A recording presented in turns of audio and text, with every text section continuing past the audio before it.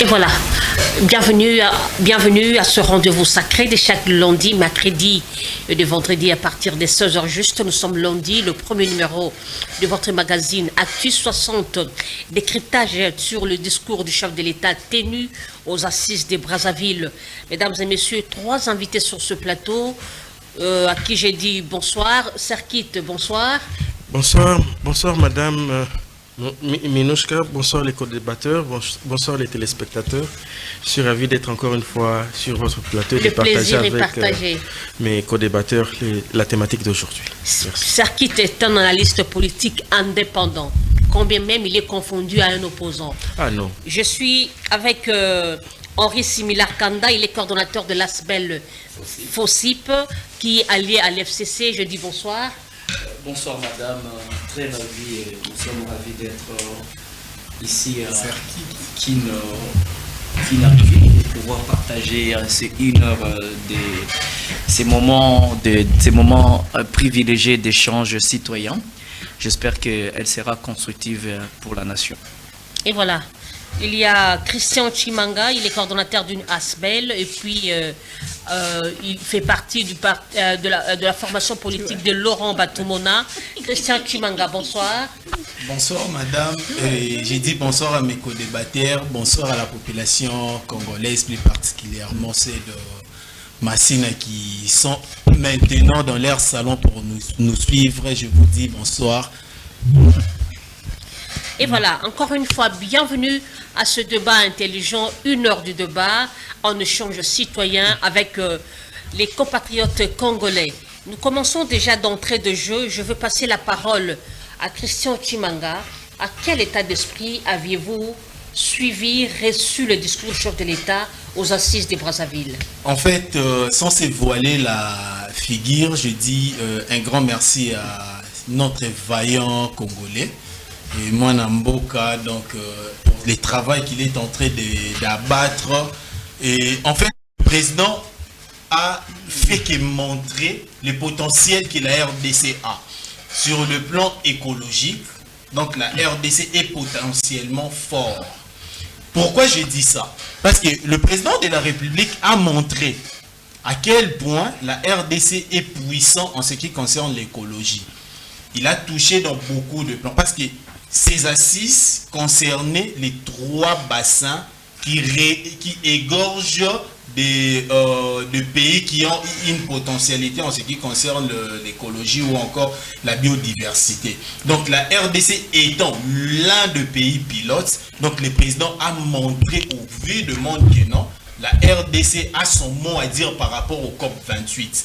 Le président a pu montrer même comment est-ce que le Rwanda est en train de déranger les parcs de Virunga.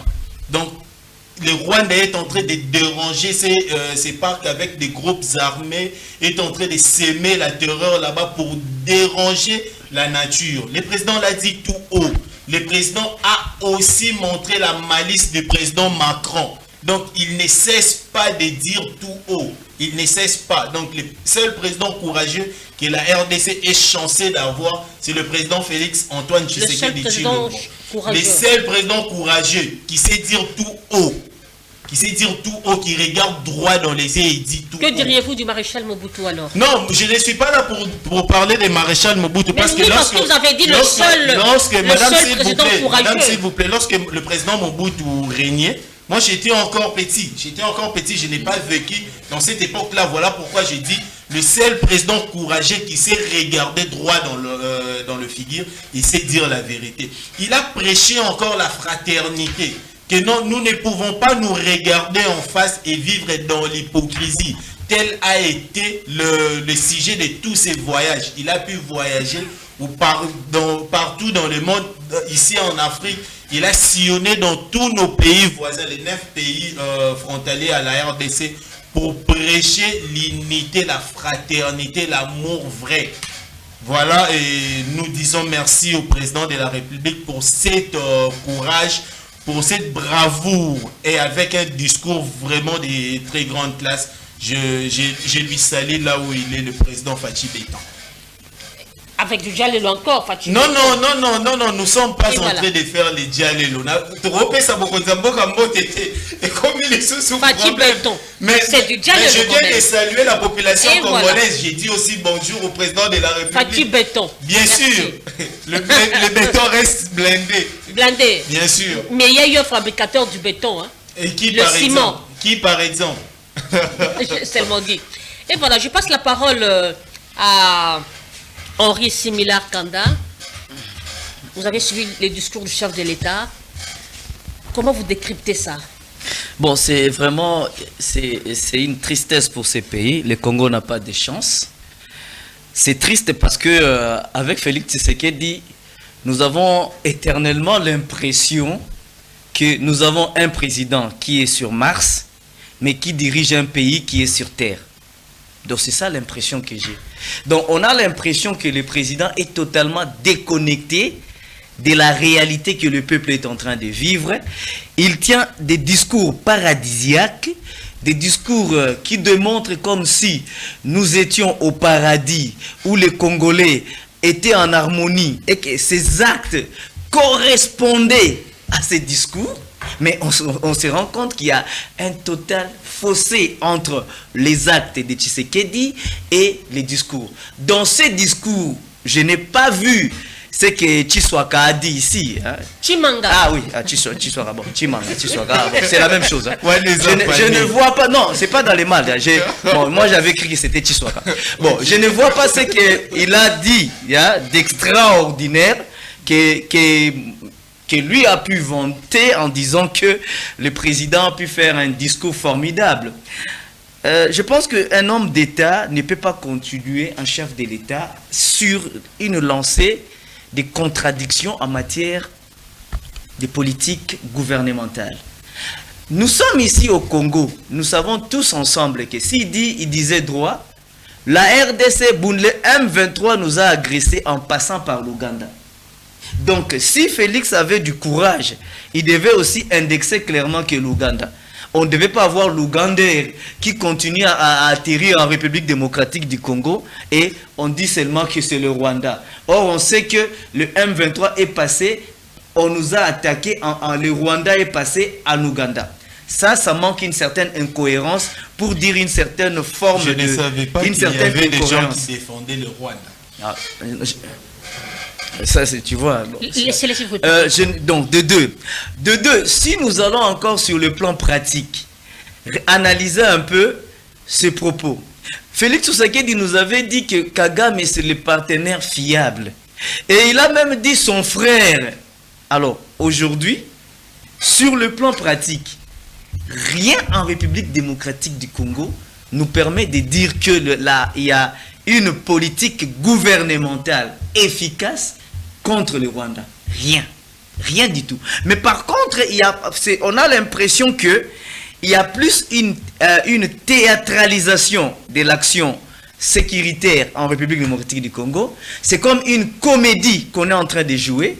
On nous donne les Ouazalendou, on massacre les Ouazalendou qui exigeaient, on fait un carnage qui exigeait le départ de la MONUSCO et on se retrouve la semaine qui suit avec des journalistes proches du régime qui commencent à appeler des insurgés des Ouazalendou et on commence aussi à nous dire que bon, cette action va nous amener à pacifier. En fait, c'est un flou total. À vous entendre parler, c'est comme si vous ne reconnaissez rien de bon au discours tenu à Brazzaville. Non, maman, est-ce que vraiment, aujourd'hui, dans notre pays, nous avons besoin d'un président... Il a pointé du doigt au Rwanda. Non, est-ce que c'est ça qu'on appelle pointer du doigt? C'est ça, pointer du doigt. Il a oublié de pointer du doigt la responsabilité de ceux qui rendent le Rwanda têtu. Économiquement, le Rwanda n'est pas capable d'agresser la RDC. Économiquement, le Rwanda est soutenu financièrement pour être capable d'agresser et de faire cela. Qui donne au Rwanda la force, la vitalité, l'énergie et le courage d'être persistante dans le mal? On le sait. C'est les États-Unis. C'est la France. Lorsqu'il tient un discours et qu'il disculpe les États-Unis, il rend Kagame seul responsable. où est la marge de solution par rapport à ça? Le problème est que la politique américaine appliquée pour l'Est du Congo doit changer. C'est cette politique qui est à la base du chaos à l'Est. Pourquoi? Parce que nous le savons tous qu'il y a un plan clair de redessiner la carte de la République démocratique du Congo aux États-Unis, conçu par certains Américains qui veulent redessiner la carte de la RDC, qui veulent qu'une partie de la RDC puisse faire partie du Rwanda et qu'une autre partie puisse faire partie de l'Ouganda. C'est pourquoi vous verrez qu'il y a en fait un théâtre qui se joue là-bas à l'est du pays, à tel point qu'on ne sait pas qui fait quoi, et qui fait quoi, et qui est responsable de quoi. Merci. Et aujourd'hui, on nous dit, les Ouazalendou, et quelqu'un vient nous dire, non, on a fait beaucoup là-bas. Qu'est-ce qu'on a fait beaucoup? Donc, on donne des armes à des civils, on donne des armes, on crée une situation poudrière, on accentue l'insécurité, on refuse l'action, on nous dit que l'armée est infiltrée. On achète seulement les uniformes militaires. Mais qu'est-ce qui a changé dans l'armée après tout ce qu'on nous a dit? Rien du tout. Donc concrètement, Félix ne fait rien pour sécuriser le pays. Et ce discours, c'est un discours de trop. Merci. De trop. Nous allons revenir sur le plan sécuritaire. Sarkit, vous avez la parole. Quel jugement rendez-vous à ce discours? Écoutez, madame, on a suivi beaucoup de discours des Congolais, de nos dignitaires, ça et là, la tribune africaine et internationale, aux États-Unis, dans des sommets, ça et là, en Chine, en Russie, etc. Mais ce qui est étonnant est que il y a un revirement total avec Félix. Je l'aide quand même parce qu'on dit vaut mieux tard que jamais. Un discours qui tient bon par rapport à la situation du Congo sur certains points, mais qui est venu en retard. J'aurais souhaité que ce discours, qu'il puisse le tenir il y a 2 ans. C'est-à-dire dire clairement que Congo-Brazzaville, par exemple, parce que là il a fait allusion du pont. Et là, je vais directement un peu plus loin. On doit ériger un pont entre Brazza et Kinshasa. Mais pendant que le Rwanda faisait des tractations avec le Congo-Brazzaville pour des projets bidons du côté de Kwamoutou, à la frontière avec le Congo-Brazza, il aurait pu dénoncer cela depuis bien longtemps. En tant que président, il a des informations. Il aurait pu le dire, il a eu beaucoup de tête-à-tête avec le président brazzavillois. Il a eu beaucoup de sorties médiatiques. Mais il n'a pas fait. La même chose, lorsqu'on nous demande de nous allier derrière Ouazalendo au lieu de FRDC. Je loue le courage de la population congolaise. Je vous rappelle que l'Ingilima était une force qui a pénétré le Rwanda lorsque Mouzé venait, à l'époque de Mobutu. Après, on a vu les Maïmaï. Maintenant, c'est les Ouazalendo. Lorsqu'ils ont commencé leur conquête des territoires jadis occupés par... Bon, pas jadis parce qu'aujourd'hui, c'est récupéré par les M23.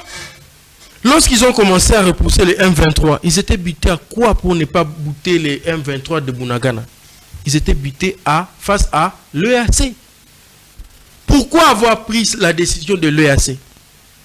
Aujourd'hui, au sommet, on dit... Bon, disons pas on dit, à travers le chef de l'État, qui est mon président. Félicitations, Fachi Béton, il est béton. Effectivement, il est béton. J'ai dit encore pour la 3e fois, il est Fachi Béton. Mais béton dans quoi? Béton dans quoi?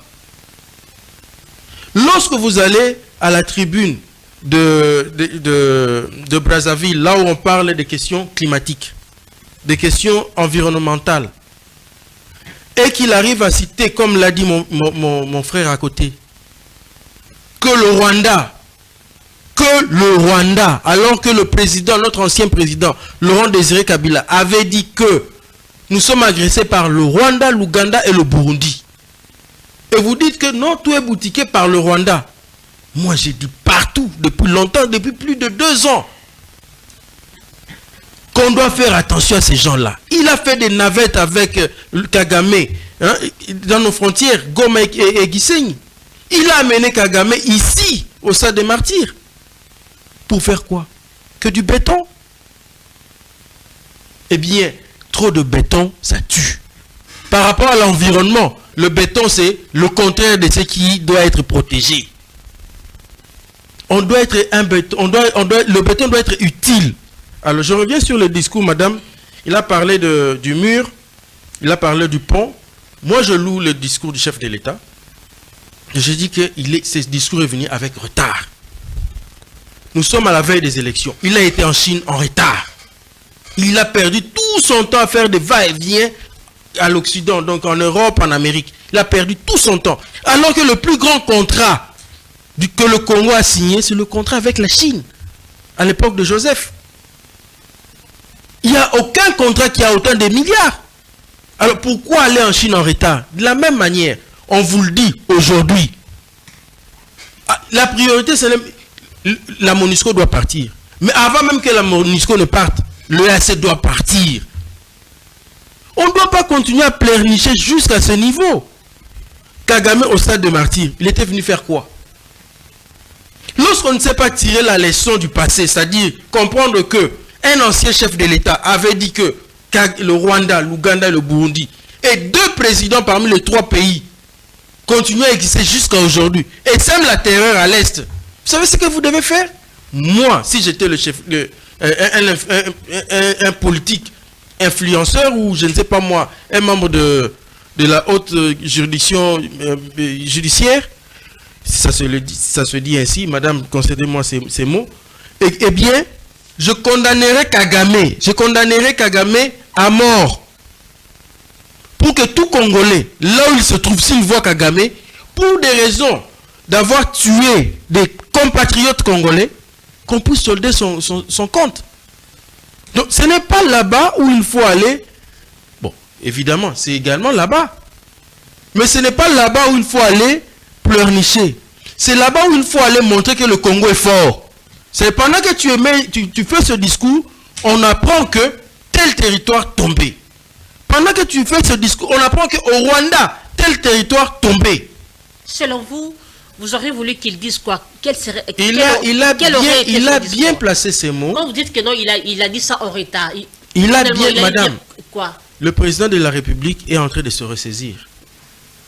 Lorsqu'il dit que, au lieu de construire le pont, c'est-à-dire, au lieu d'investir dans ce qui peut développer l'Afrique, dans ce qui peut développer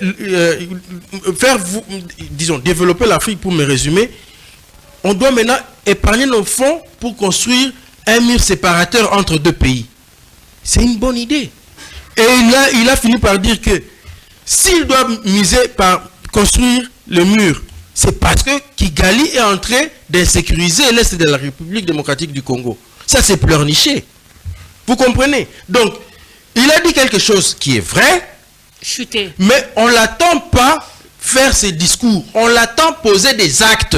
Selon moi, il doit déclarer que prochainement, comme l'a dit, il y a un politicien qui a dit, c'est un militaire, le jour crépitera les balles du M23 sur Goma, eh bien c'est le Rwanda qui va payer le pont cassé. Il doit arriver à le dire et à poser des actes. Il doit nous dire très clairement que l'EAC doit partir. On a besoin de ce genre de discours et de voir que l'EAC est en train de partir. Et non pleurnicher et dire que le Kigali, le Rwanda et tout, on n'en a pas besoin. Merci. Nous avons notre armée, ne fragilisons pas notre armée. Donc n'utilisons pas ces tribunes pour faire du n'importe quoi. Mais bon, je loue quand même. Béton. Et voilà, je passe la parole à Christian Chimanga. Christian Chimanga, parmi le point fort le chef de l'État avait parlé, c'est sur le plan sécuritaire. Oui. Selon vous, qu'on puisse construire le mur ou le passerelle? Bon, madame, je vais d'abord recadrer les propos que mes co-débatteurs venaient de parler ici. Je suis en train de me poser des questions, si seulement ils ont eu le temps vraiment pour suivre ces discours. Parce que déjà, mon frère, nous sommes en train de parler d'un sommet qui partent sur la nature, qui partent sur l'environnement. Mais lui, il est en train de nous sortir des mots haineux pour nous caresser ici. Je ne sais pas si pourquoi. Je ne sais pas si pourquoi. Le président était clair. Le président était clair pour dire que non, la coordination, tous ces groupes armés qui est en train de déranger les parcs de Virunga, ces assises-là a eu lieu à Kigali. C'était pas en France, ni aux États-Unis. On ne peut pas se voiler la figure comme ça. Ou encore on doit avoir froid aux yeux pour dire la vérité à Kigali que non, vous avez organisé une réunion là-bas, voilà, nous avons des groupes armés dans notre parc qui est capable au moins pour produire par exemple l'air ou encore de l'oxygène dans le monde entier. Non. Où est-ce que vous avez déjà entendu les FCC est en train de dire que non, le Rwanda est en train de déranger l'Est de la République démocratique du Congo? En aucun cas. En tout cas, il faut nous épargner avec vos mots haineux. En tout cas, nous ne sommes pas là. Vous avez parlé ici que le président a dit que Kagame est un partenaire privilégié. Bien sûr, le président était clair que non, dès son attente, il a fait effectuer des voyages pour prêcher la paix, avec des projets pour prêcher la paix, en fait que nos deux populations ou encore les deux pays vivent en harmonie. Il était clair. Mais lorsqu'il a compris que non, ça n'a pas marché, il devra continuer sur cette allure-là. Non, il doit arrêter. Amateurisme. Il doit arrêter. Comment on doit être aîné jusqu'à ce point? Quelqu'un qui tient un très beau discours comme ça. Comment on doit être aîné jusqu'à ce point? Enfin, encore, vous avez dit que le président devrait faire partir les EAC. Est-ce que c'était alors? Mais c'est l'opposition, ils doivent quand même rejeter en non, bloc. madame, on devrait comprendre. C'est de leur droit, non? On parle c'est de leur droit. On parle de l'écologie. D'où provient la haine? On parle de l'écologie parce qu'on devrait préparer les COP 28. Vous allez parler maintenant des EAC. Ça n'a pas de sens. Ça n'a pas de sens. Notre président est très bien entouré. Il est très bien entouré. Lorsqu'on parle de l'écologie, lorsqu'on parle de la nature, on doit s'arrêter là, on parlait seulement de la nature. On ne peut pas quitter la nature pour parler des EAC, on ne doit pas quitter la nature pour parler des élections, on ne peut pas quitter la nature mais dans son propre discours là, c'est lui qui a soulevé la sécurité, c'est lui qui a soulevé... Madame, vous êtes en train de lui donner les béquilles, on voulait le recadrer, vous êtes en train de lui donner les béquilles, il fallait le laisser. De ça, non? Lorsque Kigali organise une réunion, pour attaquer la RDC. N'est-ce pas, ça touche la sécurité de la RDC? Ah, ok. Ça touche la sécurité de la RDC. Je suis clair avec mes propos. Heureusement que vous êtes contredit. Je suis en train de vous éclaircir, de vous faire comprendre les discours du chef. Vous n'avez pas eu le temps de comprendre. Laissez-moi vous faire comprendre. Laissez-moi vous laver la figure. Donc le président était clair. Kigali a organisé une réunion pour déranger la RDC. Voilà pourquoi le président a pointé du doigt à Kigali. Donc ce n'était pas la France. Cette réunion n'a pas été organisée en France ou encore aux États-Unis. Ce n'était pas à Washington ou encore à Paris. C'était à Kigali. On doit maintenant laisser d'indexer Kigali pour parler de l'Ouganda ou encore de la France. Non. Non. En ce qui concerne la construction du MIR, en fait, le président est très bien entouré parce que... Il est très bien entouré, vous êtes sûr? Oui, très bien entouré, madame. Les FCC n'a pas de leçons à nous donner. En tout cas, ils doivent croiser les bras, rester dans leur salon, voir comment est-ce qu'on peut diriger un pays avec amour. Parce que maintenant, là, ce sont les dignes fils du pays. Cet amour-là que vous parlez, quels sont les résultats sur Madame, les résultats, vous n'avez pas encore des résultats à 100%. Lorsque vous envoyez, madame, lorsque vous envoyez un enfant à l'école, n'attendez pas seulement au maximum. Non, l'enfant va commencer à s'améliorer petit à petit. Donc, un enfant qui quitte, par exemple, la 3e pour la 4e directement, il va réussir dans tous les cours. Non. C'est petit à petit que l'enfant va apprendre et il va grandir. C'est comme ça, madame. Donc, donnez-nous le temps. Petit à petit, on va avancer. Et voilà. Je passe la parole à Serkit cette fois-ci. Qui avait commencé? Ça rentre comme ça. Il y a la panique ici en tout cas. C'est ça la panique. Non, il y a la panique, ça sent la panique. Bien sûr, ça sent la panique. Et voilà. Mais ne vous inquiétez pas en tout cas. Sur le plan sécuritaire, attendez. Sur le plan sécuritaire, qu'est-ce que vous pensez? Bon, madame. La construction du mur, renforcer l'armée, renforcer Ouazalendo ou construire une passerelle? J'ai entendu ce que Mukendi a dit ici. C'est pas Mukendi, c'est Chimanga. Voilà les tribales, voilà les gens tribales. Voilà des personnes qui se promènent avec des propos tribales. Je tenais à dire ceci à Mukendi. Ah, il recommence encore. Il recommence Je tenais à dire ceci à lui. Chimanga. Chimanga. Je voulais lui dire ceci. Il doit comprendre une seule chose. Lui, il a dit à l'époque de Mobutu, il était enfant. Et que Kabisou Kabila, il a un peu fait l'adolescence. Et maintenant, c'est là où il est devenu un homme. Je comprends qu'il a beaucoup de... Non, madame, là, il doit retirer ses propos. Non, là, il doit retirer ses propos. Là, c'est minimiser. Je retire ça. Ok, merci beaucoup. Avec toute élégance, bien sûr. D'accord, oui, je retire.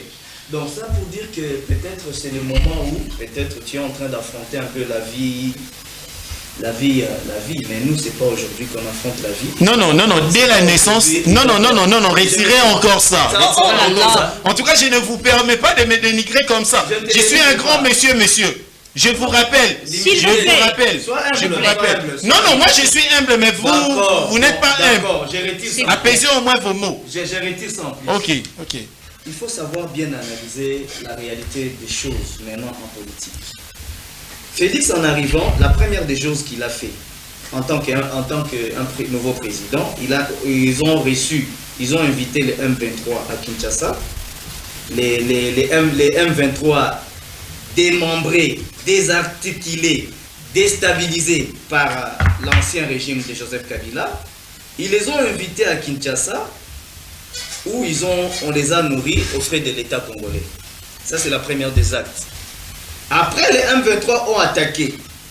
Quand les M23 ont attaqué, ils nous ont dit que le M23, comme ils attaquent, il y a l'armée d'infiltrés. Les M23 avançaient à acquis plusieurs espaces. Et les députés nationaux du Nord Kivu ont dénoncé l'absence de la résistance. Pendant ce temps, à Kinshasa, on nous disait qu'on n'attaque pas parce que l'armée est infiltrée. C'est juste des rappels pour vous montrer là où nous sommes.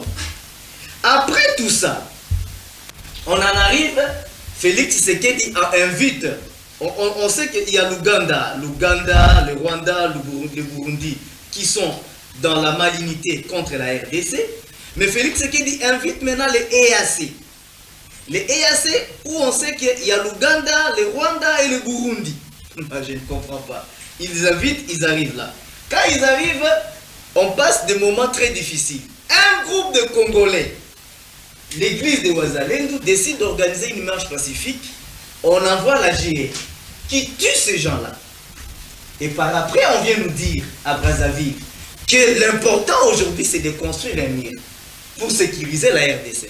Mais on oublie que les actes de Félix Tshisekedi au pouvoir, tous ces actes qu'il a posés à l'est du pays, n'ont pas concouru à la pacification, mais ont concouru au maintien d'une situation dramatique et chaotique. C'est ce qu'on est en train d'oublier. Alors, maintenant là, la solution pour l'est du pays, la solution pour le Congo, il nous propose d'ériger un mur. Après qu'il nous ait informé et que même le chef d'état-major général de l'armée a pu dire devant les troupes que l'armée est infiltrée grandement. Une armée infiltrée grandement, donc pour dire qu'elle est incapable de sécuriser le pays. Mais par après, ils nous disent qu'un mur en briques va sécuriser la République. Mais nous sommes où, madame?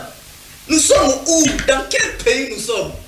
Qu'est-ce que ces gens veulent nous faire croire? Et vous proposez quoi?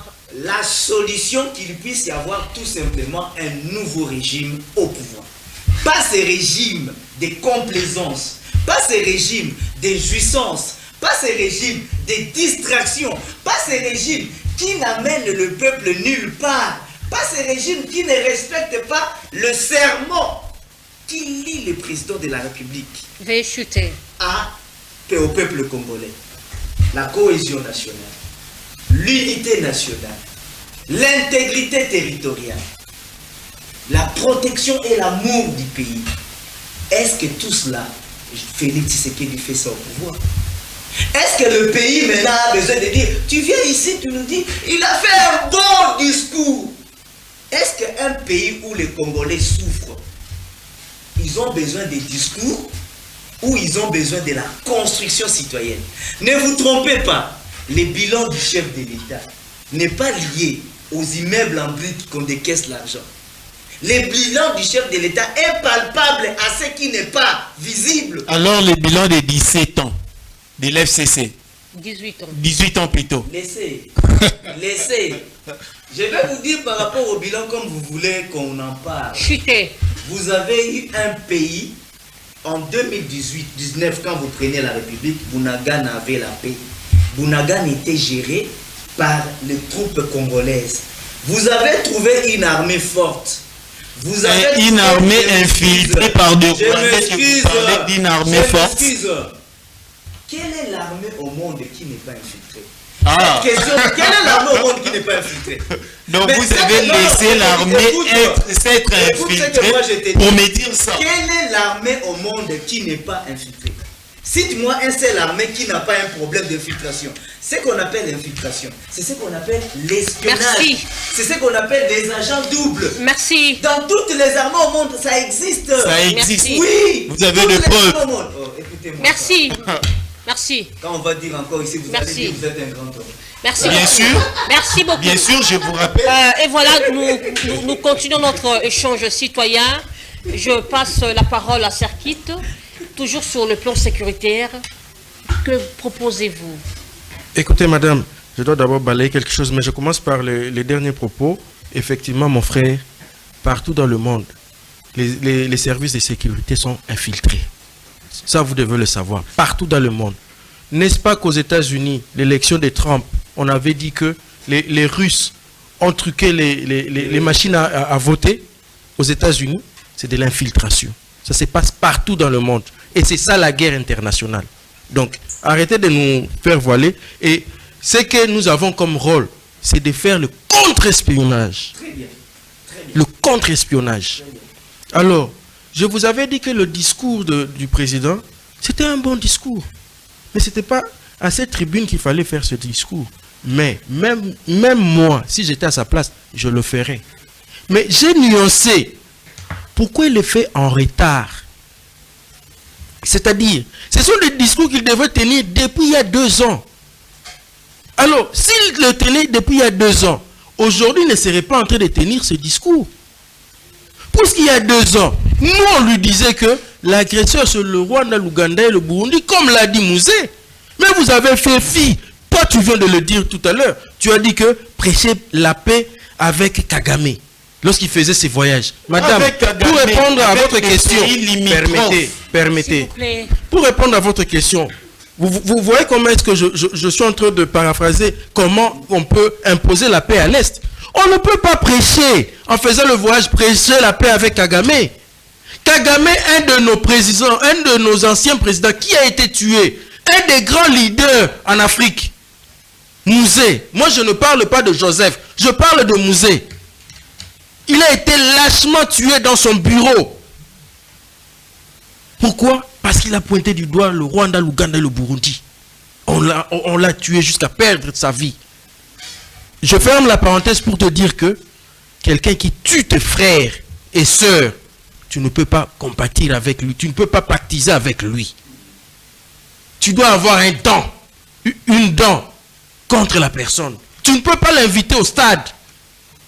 Dans l'insécurité, madame, vous dites par rapport à votre question, l'insécurité c'est quoi? C'est de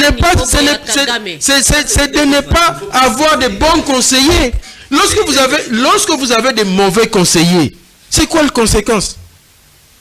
Les conséquences, il y en a plusieurs. Entre autres, vous invitez l'EAC. Les conséquences, c'est ça. Les conséquences, entre autres, vous allez pleurnicher dans une tribune où il faut parler de l'environnement, vous parlez de Kigali. Une contradiction, amalgame. Il fallait suivre l'ironie. J'ai fait l'ironie. Et voilà, tu es tombé dans cette piège. Mais c'est une tribune où il faut parler de l'environnement, où il faut parler de notre forêt. Mais nous avons confondu les choses. Nous allons là-bas pour parler Kagame. Nous allons là-bas pour parler. Écoutez, on était aux Nations Unies. Là où il fallait tenir ce discours. Mais vous savez, celui qui a bien fait, c'était le vice-premier ministre des Affaires étrangères au Conseil de sécurité. Alors que les propos que lui a tenus au Conseil de sécurité, c'était les propos que le président de la République devait tenir au sommet. Vous voyez, la confusion, il faut se faire entourer de bons conseillers qui savent sceller les mots. Et pareil tribune, oui, on peut tenir des propos comme ça, mais les lots, na 18h, Matengesi Zalaka Biter, madame, pour sécuriser notre pays, il faut avoir de bons conseillers. Madame, qu'on ne vous voile pas la face. Ce n'est pas en disant que, ah non, vous voyez, on est en train de financer, on devait faire ceci, on doit faire ceci. Non, ce n'est pas comme ça, messieurs. Donc, gouverner, c'est prévoir. Lorsque vous prenez le pouvoir, à midi, à 11h, vous prenez les actes, à 13h, vous prenez des actes qui doivent développer le pays. Le projet 100 jours, détournement. 145 territoires, détournement. Où va cet argent? Où va cet argent? Francophonie. Vous voyez, même dans la gestion, les petites choses, vous n'arrivez pas. Et vous pensez que vous pouvez réorganiser l'armée avec ce genre de dégâts. Ce n'est pas comme ça. Entourez-vous de bons conseillers. Moi, je vous conseille, le discours, moi, je vous dis, c'était un bon discours, mais ce n'était pas là où il fallait le faire. Merci. Voilà. Christian, veuillez répondre. En fait, merci beaucoup, madame. Je ne sais pas. J'espère que vous avez compris l'ironie que j'ai fait. Hein, non. En tout cas, je ne sais pas si mes collègues... En plus, vous avez dit le président Fachi est le seul. Je vais revenir sur ça. Je suis en train de parler. Merci. Je ne sais pas si mes co-débatteurs sont en train de comprendre. Parfaitement. Je souligne que le président a parlé de Kigali, parce que Kigali a comploté, a organisé une réunion. Donc c'est lui qui a évoqué la sécurité dans un sommet de l'environnement. Ce sont mes ministres. Vous venez de dire que j'ai... Le sommet sur l'environnement, il parle de la sécurité. Ok, je ferme. Allez-y. Je ne parle plus. Récupérer Merci. Mes parce que je ne peux pas me laisser consommer comme ça. Okay. En fait, Kigali a organisé une réunion qui aujourd'hui, cette réunion ou encore l'essor de cette réunion dérange les parcs de Virunga. Cette parc de Virunga, l'air protégé, où la RDCA, la biodiversité, donc cet écosystème est dérangé. Voilà pourquoi le président a parlé de Kigali. Je ne sais pas, je dois parler ça en quelle langue. Le président a parlé de Kigali parce que Kigali a organisé une réunion qui aujourd'hui, les assises de cette réunion-là, est en train de déranger le parc de Virunga. Donc l'écosystème est en danger. Puisqu'il s'agissait de COP28. Les COP28 ne concernent que ce qui est environnement. Voilà pourquoi le président a soulevé les points Kigali. Parce que Kigali est en train de déranger la nature. Vous avez dit que non, il fallait parler ça bien avant. Le président, en 2019, il y a eu COP 26. Non, il y a eu COP 25 en 2019. Il y avait un discours conformément à celui-là. Donc, chaque année, lorsqu'il y a COP, je ne sais pas moi combien, il y a toujours des thèmes bien précis. En 2020, il n'y a pas eu organisation en ce qui concerne les changements climatiques. Pourquoi? Parce qu'il y a eu Covid. En 2021, il y en a eu. En 2022, tout le monde en sait, on a applaudi la RDC. Et en 2023, ici, nous sommes en train de préparer les COP 28 pour l'année prochaine en 2024. Pour comprendre ça, c'est difficile vraiment. Il faut aller à gauche, à droite, parler de beaucoup des histoires, parler de 1-23, ceci, cela. Non, c'est pas difficile pour comprendre ça. Ça se trouve partout, même à l'internet. Chuter. Oh, madame, en tout cas, je suis vraiment déçu avec les propos de mes co-débatteurs qui n'arrivent pas à comprendre vraiment le contenu du discours du président de la République. Donc, s'il vous plaît, on n'est pas être dans la même logique, ce n'est pas comprendre. S'il vous plaît, Henri. Donc, il devrait au moins comprendre pourquoi il y a eu ces sommets et pourquoi le président a évoqué le point Kigali. Donc, il devrait comprendre ça. Comme il n'avait pas compris lors des discours, moi, je les ai fait comprendre. Donc, là, tout est clair. Merci. Merci beaucoup. Répondissez. Oui, bon, mais j'ai saisi l'occasion, je sens que nous sommes à la fin, hein. Comme l'a dit mon frère Kadima, j'aimerais dire ceci, comme l'a dit, et qu'il faut comprendre une seule chose, hein, que vous les journalistes, vous devez nous aider, nous citoyens congolais. Le jour où vous allez être en conférence de presse avec le chef de l'État, vous devez lui poser la question, Monsieur le Président de la République, Excellence, quel est votre attendement du tribalisme? Oh, mais on comprend qui est tribal ici. Ça sort dans ce débat. Parce que je m'excuse. Parce que vous devez m'appeler par des noms qui n'aiment pas. Non, c'est juste une confusion. Je m'excuse. C'est la première fois que je te vois. Ça prouve que je pense que vous pouvez aussi m'appeler Mbala. Ah oui, ça c'est vrai, Mbala. Ah ok.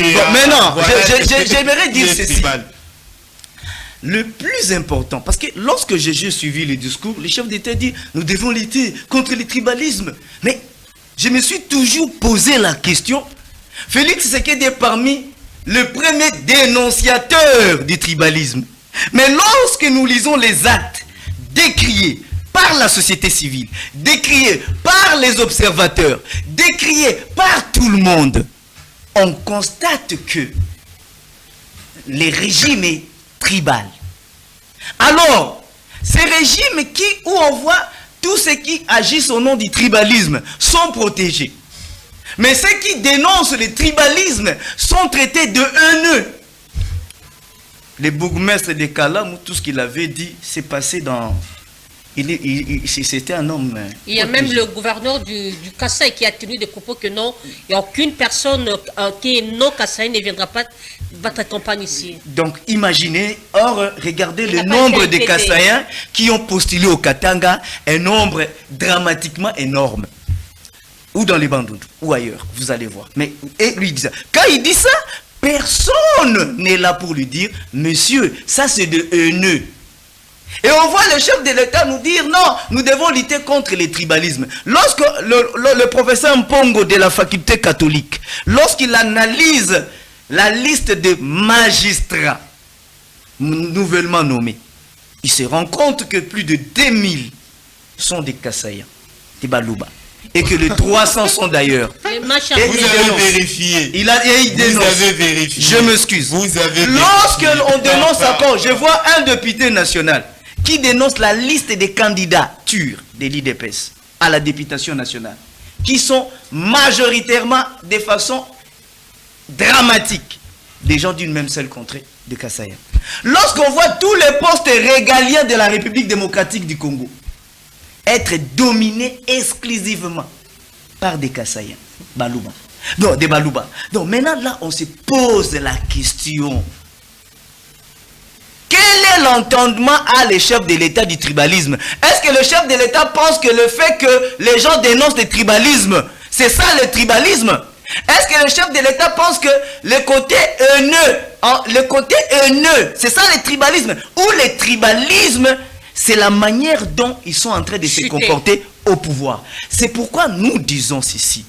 L'heure n'est pas au discours, l'heure est aux actes salutaires pour sauver la République démocratique du Congo du chaos.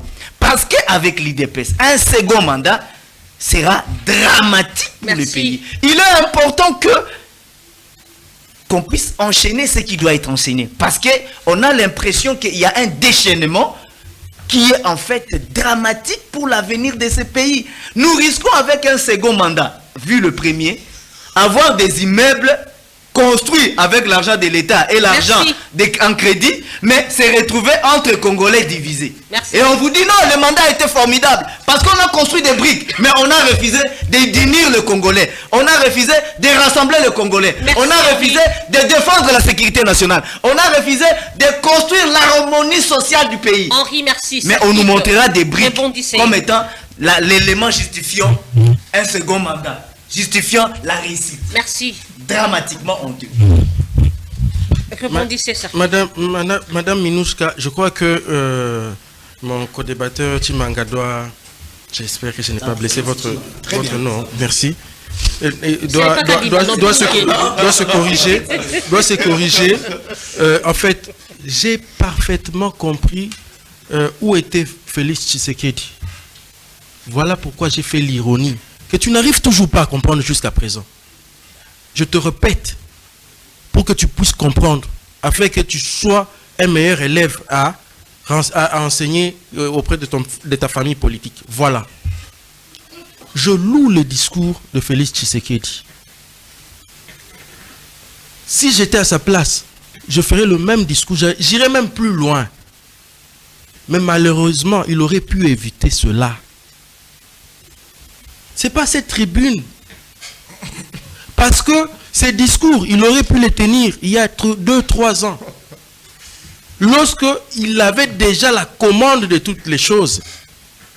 Mais comme il n'avait pas prévenu cela, prévenir, c'est-à-dire quoi? Avec des bons conseillers, lui dire que bon, voici ce qu'il faut faire pour éviter le Rwanda, l'Ouganda et le Burundi.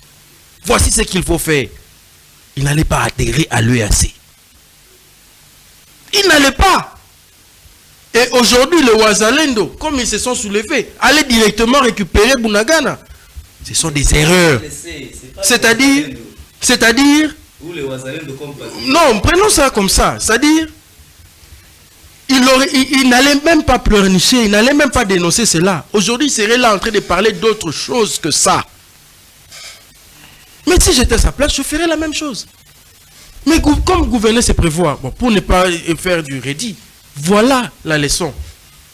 Donc, le président de la République a raison de dire que la guerre s'est vue au parc de Virunga, mais c'est à lui de sécuriser ce parc. Et qu'est-ce qu'il fait? Ce n'est pas à l'Afrique de sécuriser ce parc. Encore moins à la communauté internationale. Nous avons notre armée. Il a des conseillers. Alors, quel rapport y a-t-il dans les solutions? Voilà pourquoi la diplomatie, on résout des problèmes sécuritaires avec des pays amis et frères. Et non avec des communautés traîtres. Très bien. Voilà pourquoi je te dis que des décisions ont été prises qui continuent à sombrer le pays. À sombrer le pays dans la situation actuelle. Et ça sera encore pire si on continue avec de pareilles décisions. Donc, je termine par là, madame. Vous allez dire que je me répète encore.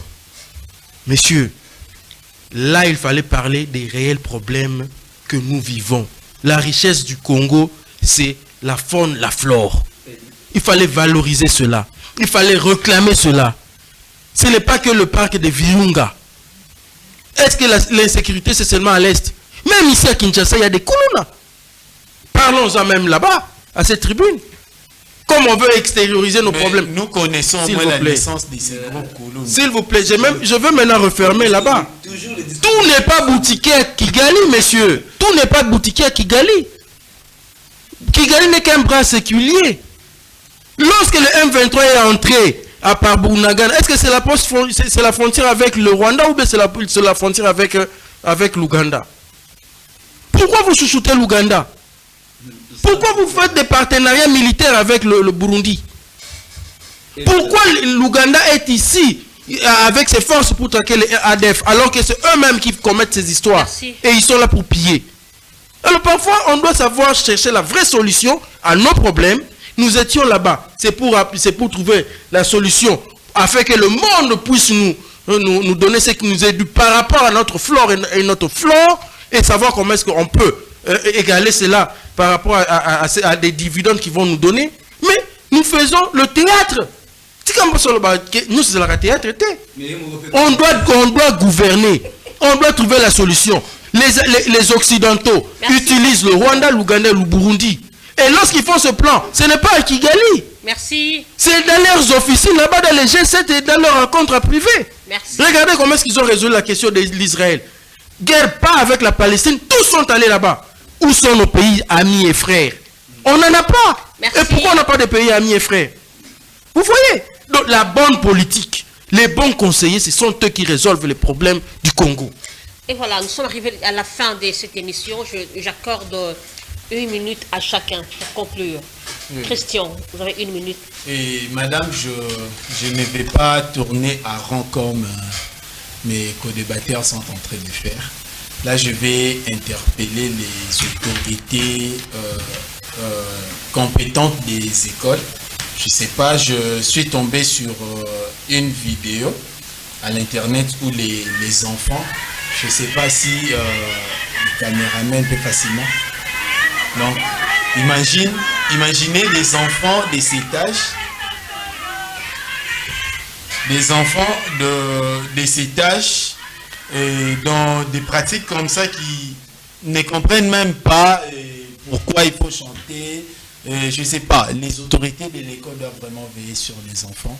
Lorsque les parents vous envoient les enfants à l'école, que ce soit des activités parascolaires ou je ne sais pas moi, il faut vraiment veiller sur l'éducation des enfants. Ça fait très mal voir les enfants abandonnés comme ça, parfois à l'enceinte de l'école, parfois aux alentours de l'école. Christian, je ne dis pas Kapinga, Christian Timanga, merci. À moi de vous remercier aussi, madame. Et voilà, c'était ça un échange citoyen, c'est l'ambiance du débat, décryptage sur les discours du chef de l'État, tel était le sujet de ce soir. Merci à Enoch Mbala, merci à Richard Machita. J'ai dit merci à ma belle-sœur, la femme vertueuse, Annette Ngamoupé, ma préférée. Merci à toi, mon complice de tous les temps, James Nzemboa. Bisous spécial à toi.